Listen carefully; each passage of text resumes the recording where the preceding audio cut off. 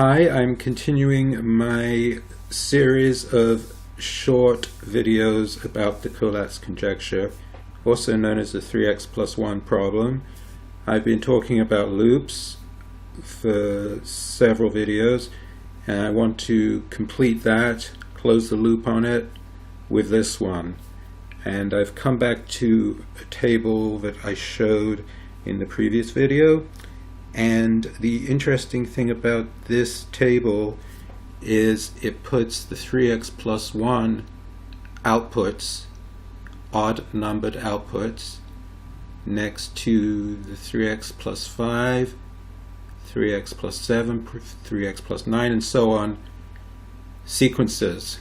They all have closely related outputs, and we're discussing only the odd numbers, so the inputs are sequential odd numbers, and we see certain very interesting patterns. The one that stands out right away are these steps here, and what these represent are input numbers that result in identical output numbers. Input 9, output 9. This is a trivial loop. Every single number, including 3x plus 1, has a trivial loop. The trivial loop of 9 would be, if we put in the even numbers, 9 times 3 is 27, plus 9 is 36, divide by 2, 18, divide by 2 again, 9, and we're in a loop, the trivial loop. So what I want to show here is how a more complex loop works. And I'm just going to show briefly the case of 3x plus 11 for input 27. So if we put in 23, we get 3 out. If we put 3 in, we get 5 out. And the reason this is a loop, and a complex loop, is because when we complete this sequence here, we get to another number, 31, which also outputs 5.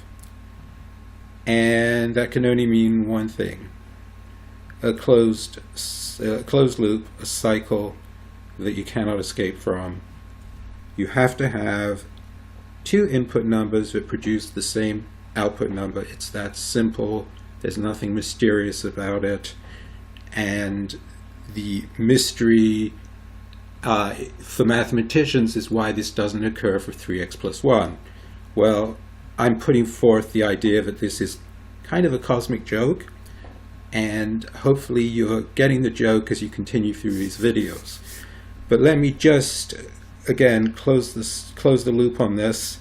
I've got the example of 3x plus 11 and this little input-output table here, and we have the no-op, zero operation, 11 to 11, and on either side of it we have these inverse relationships of great importance, inverse relationships.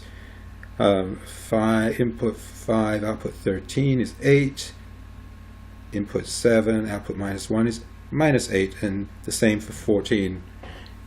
And I'm going to show why these are responsible for the loop if I have time. I'm up against the 5-minute limit. So, self-imposed limit, I might add. So for input 3, using the function that I have defined and explained previously, if so the way we think about this is 3 plus or minus 11. Well, I'm going to tell you that it's not congruent with 4. So we do it with this one. 3 minus 11 equals minus 8 times 0.75 equals minus 6 plus 11 equals 5. So that's how we get from 3 to 5. Rather complicated fashion. And the way we get to 5 here with 31 is rather different. It's the third congruence else class. 31 minus 11 divided by 4 equals 5.